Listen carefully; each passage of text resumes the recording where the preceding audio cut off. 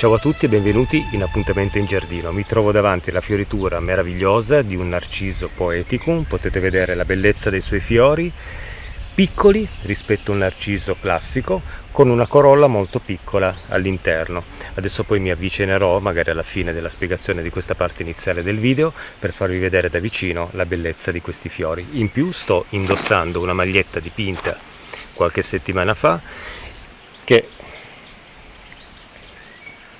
rappresenta appunto la fioritura dell'Arisema Psychocianum, una pianta di origine del sud-est asiatico, credo che sia giapponese se non sbaglio, una pianta meravigliosa che fa questo fiore violaceo molto scuro con un interno candidissimo, bianchissimo, che regala veramente in un giardino questo tipo di fioritura, soprattutto se in gruppo, proprio un colpo di luce incredibile. Una pianta che è in vendita anche online, lo si può trovare, non sempre, abbastanza rara e abbastanza rara anche in natura. Questo ne fa veramente aumentare notevolmente il prezzo, perché è una pianta veramente molto molto cara.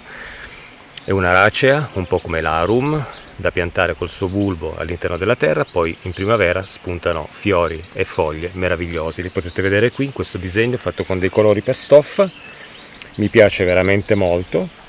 Adesso è la prima volta che la indosso, diciamo, l'ho già indossata qualche giorno fa, farò poi la prova del lavaggio sperando che non succeda qualche disastro, però sono colori per stoffa, si usa poi il ferro da stiro per poter fermare il colore e in teoria con un lavaggio a freddo il colore dovrebbe rimanere. Avevo già fatto alcuni lavori di questo tipo su alcuni cuscini ed era stato molto bello e il colore era rimasto per parecchio tempo. Ho ancora un cuscino con delle piante dipinte che è esposto anche al sole e soltanto leggermente scolorito, ma è rimasto comunque abbastanza bello da vedere. Quindi il giardino ci può regalare anche un qualcosa che aiuta le nostre passioni, in questo caso una passione pittorica, per poter colorarci anche noi con la nostra passione. Una maglietta bianca comprata in un supermercato, decorata in questo modo, può essere un qualcosa di carino, affascinante, soprattutto se l'abbiamo fatto con le nostre mani, cosa che è molto ma molto importante. Allora, oggi in questo video di Appuntamento in Giardino volevo portarvi a far vedere un po' delle fioriture. C'è ancora una fioritura di tulipani, anche se alcuni stanno sfiorendo, comunque è sempre una bella macchia di colore. Hanno cominciato a fiorire gli iris in contrasto, appunto il blu dell'iris con il giallo di alcuni tulipani, che è molto bello. Comunque vediamo insieme, anche perché oggi volevo portarvi davanti ad una pianta non tanto grande, un albero di Giuda. L'anno scorso volevo fare un video sui suoi fiori, poi non sono riuscito a farlo. Quest'anno è fiorito, quindi vi porto davanti anche a questa piccola meraviglia, questo albero che può diventare anche alto 10 metri, con questa fioritura che parte direttamente dal tronco e dai rami, quindi una fioritura molto ma molto interessante. Andiamo a farci questo girettino in giardino. Come vi dicevo, ecco qui la fioritura del Narciso poeticum, potete vedere che è veramente bello. Questi fiori sono aperti già da qualche giorno, quindi qualcuno ha già cominciato un pochettino a deteriorarsi, però è una fioritura bellissima. Non sono riuscito a prenderla nel video, diciamo, volevo fare un video già un po' di giorni fa, però aveva cominciato a piovere, quindi non è stato possibile. Adesso che c'è una giornata di sole riesco a recuperare un pochettino il tempo e quindi ecco qui una magnifica fioritura di questo piccolo narciso che, non so se l'ho detto all'inizio del video, dà al giardino proprio un qualcosa di veramente poetico. In più potete vedere anche qui sta fiorendo pian piano la Spirea vanuttei, si ricoprirà completamente di fiori bianchi, ma la vedremo poi in un altro video. Ecco una bellissima fioritura di iris qui davanti al roseto, iris blu, i classici iris che avevo già qui in giardino quando sono venuto ad abitare in questo luogo, mescolati un po' insieme al colore bellissimo dei tulipani gialli. Potete vedere che il contrasto è molto bello. Laggiù ci sono dei tulipani anche rosa, ma sono di taglia un po' più piccola, quindi vengono nascosti dalle foglie degli iris. Sono molto contento di rivedere questi fiori. L'anno scorso non ero riuscito a godermeli per via del mio infortunio alla caviglia. Quest'anno c'è di nuovo questa nuova esplosione di fioriture. Diciamo che siamo proprio entrati nella primavera e le piante ce lo stanno facendo proprio vedere. In più nel roseto, a parte un crisantemo che è ancora da potare, anche le rose hanno cominciato a germogliare, a creare nuove foglie, tra un po' entreranno anche loro nella stagione della loro fioritura, diciamo nel loro periodo della fioritura. In più c'è anche un altro iris che avevo lasciato lì in mezzo alle rose, tanto per colorare un pochettino questo roseto. Una bellissima fioritura di questo sentiero che entra nel giardino e che dà subito un bel colpo d'occhio con il contrasto di colori freddi e colori caldi. Come potete vedere, alcuni tulipani sono arrivati un po' alla fine della loro fioritura, mi hanno regalato veramente tantissime emozioni con queste fioriture. Ho scelto tutti i colori pastello proprio perché mi piace un po' mescolarli insieme.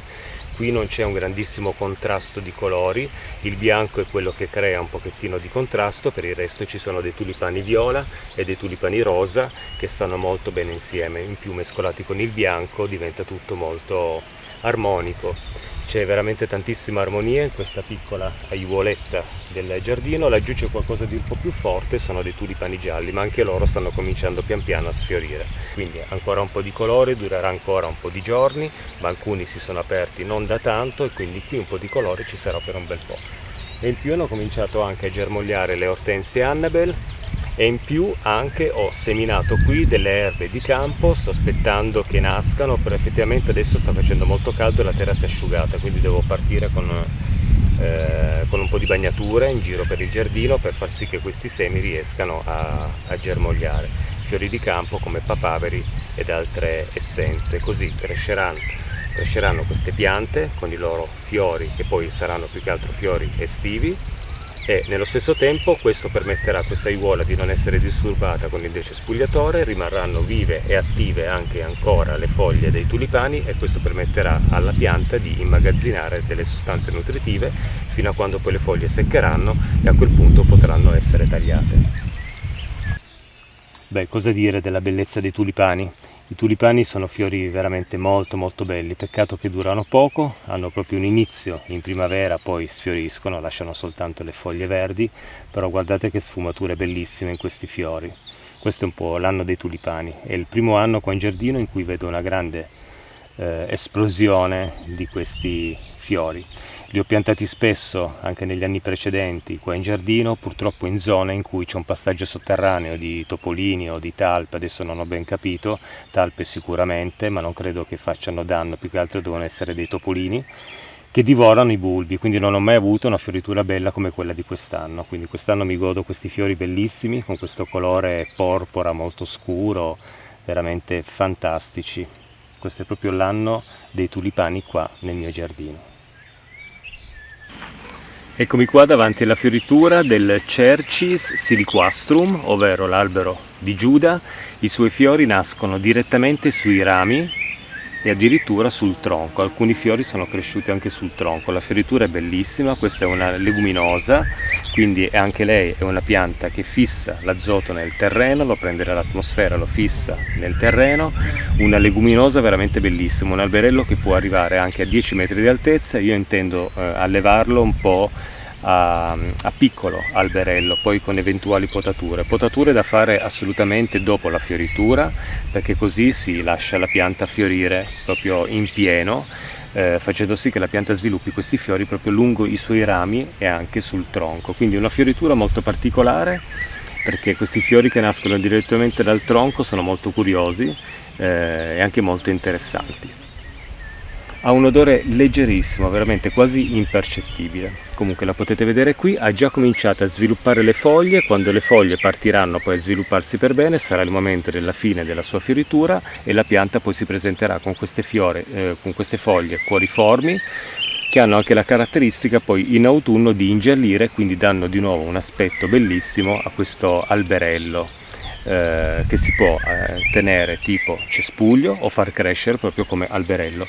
La mia idea sarebbe stata proprio quella di averlo come alberello, però ho parecchi tronchi qua sotto, ne ho 1, 2, 3, 4, 5 e quindi nello scorrere delle stagioni e anche magari di qualche anno deciderò poi se tenerlo effettivamente come cespuglio oppure farlo diventare un piccolo alberello, magari che crei una piccola zona d'ombra in quest'angolo del giardino.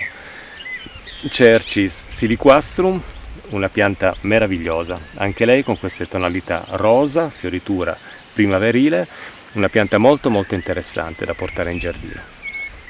Per coltivare questa pianta non ci sono particolari accortezze da adottare, è una pianta che sopporta assolutamente un terreno arido, quindi bisogna accompagnarla solo il primo anno di impianto, bisognerà bagnarla, seguirla con le bagnature, dopodiché la pianta si assesta nel terreno, crea nuove radici, vanno in profondità e la pianta poi può sopportare anche un terreno molto arido, quando ad esempio come nel caldo afoso che c'è poi ad agosto, in cui c'è una marcata siccità, la pianta si trova poi ad affrontare un periodo in cui c'è una carenza d'acqua, ma è una pianta molto molto robusta da tenere in giardino e assolutamente rustica, sopporta temperature anche inferiori allo zero e quindi è una pianta che non dà assolutamente problemi e possiamo ammirare tutte le volte che arriva la primavera la sua bellissima fioritura. Eccomi qui davanti al glicine nel mio giardino, questo è un piccolo, l'ho già detto tante volte nei video precedenti, è un piccolo glicine che ho mantenuto ad alberello perché ha un tronco piegato per una mia trascuratezza nel corso della coltivazione, nel corso degli anni della coltivazione di questa pianta. Il tronco si è piegato, l'ho lasciato così, è sostenuto da un bastoncino, da un paletto di legno e quindi non posso dare a questa pianta l'opportunità di sviluppare tantissima chioma perché andrebbe ad appesantire tantissimo il tronco.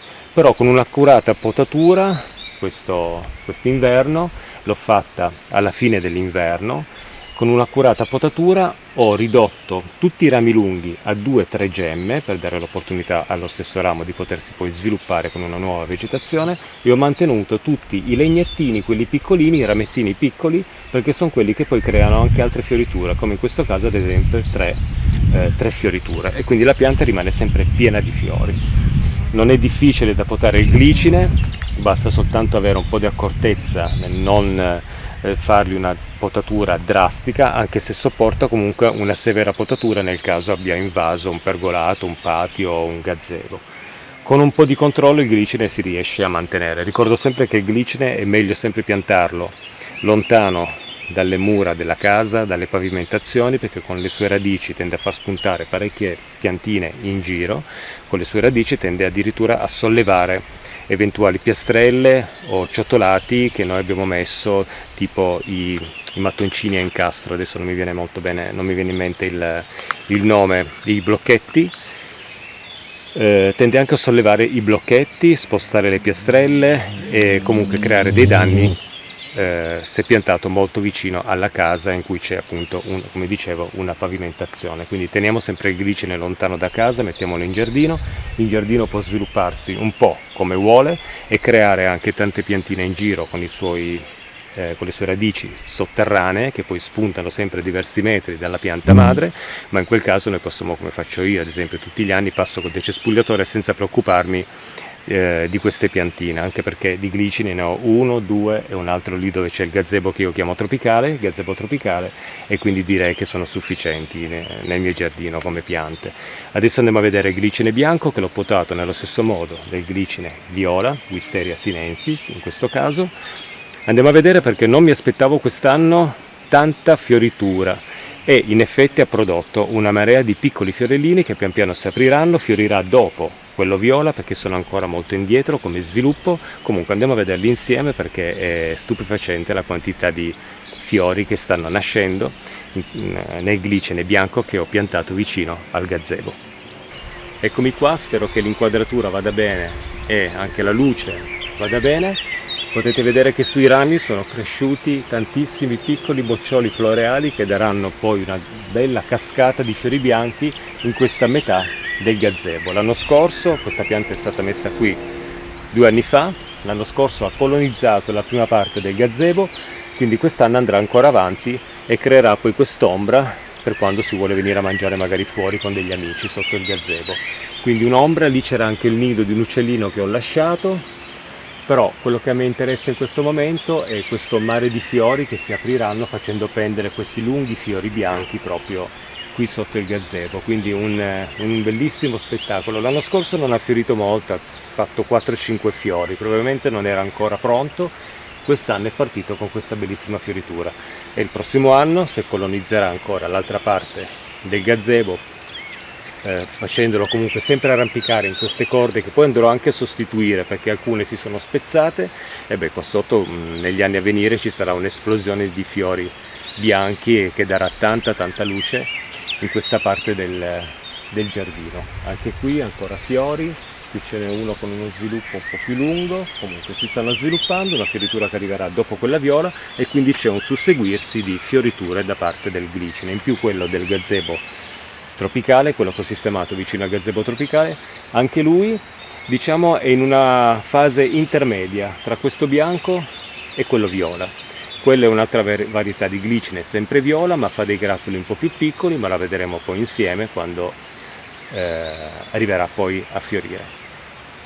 Eccomi qui davanti alla fioritura di questa brunnera, piantata anche lei 2 anni fa qua in giardino, era molto piccola, pensavo che sarebbe poi stata divorata dalle lumache, ma ce l'ha fatta, sono contento, e quest'anno mi ha premiato con questi bellissimi fiori azzurrini che sono di una bellezza incredibile, perché hanno un colore talmente particolare, questa tonalità di azzurro ceruleo veramente molto ma molto bello, che spicca subito in giardino. Nonostante la loro dimensione si fanno vedere già da lontano. Presto questa pianta colonizzerà ancora una parte del terreno e quindi qui ci saranno sempre più di questi bellissimi fiori. Molto molto interessante. Se riesco devo andare a risalire un po' al nome di questa brunnera, la varietà di questa bellissima pianta, così ve la posso scrivere al di sotto del video. È bellissima, anche le sue foglie hanno queste venature molto molto affascinanti, in più sono foglie anche molto pelose, quindi una pianta molto particolare qua in giardino. La potete vedere insieme in compagnia dell'Arum maculatum. Questa pianta fiorirà poi nel corso della primavera e dopo la fioritura pian piano entrerà in riposo, sparirà da questo angolo di giardino per ritornare poi in autunno, e quindi permetterà alla brunnera di avere tutto lo spazio per sé, per potersi allargare e creare altra vegetazione, e il prossimo anno altre bellissime e incredibili fioriture cerulee, veramente molto molto belle. Eccoci alla fine di questa piccola passeggiatina in giardino. Questa è la fioritura dell'Oropetalum, un'altra pianta che dà delle grandissime soddisfazioni perché è molto resistente. In realtà avrebbe bisogno di un'esposizione un po' meno soleggiata. L'avevo piantata qui qualche anno fa, comunque vedo che si sviluppa abbastanza bene, si ferma un pochettino d'estate perché poi il sole diventa veramente molto molto forte. Qui c'è l'Oropetalum, qua dietro c'è la bellissima Euphorbia Caracias per Wulfeni, e io, l'Euphorbia, il Loropetalum e l'Arisema Sicochianum dipinto nella mia maglietta. Vi salutiamo e ci vediamo ad un prossimo appuntamento in giardino. Ciao a tutti e grazie. Se mi ricordo metterò il nome della brunnera al di sotto di questo video, perché quei fiorellini piccolini cerulei che abbiamo visto sono veramente molto molto belli. Ciao, a presto e grazie. Ciao ciao, ciao a tutti.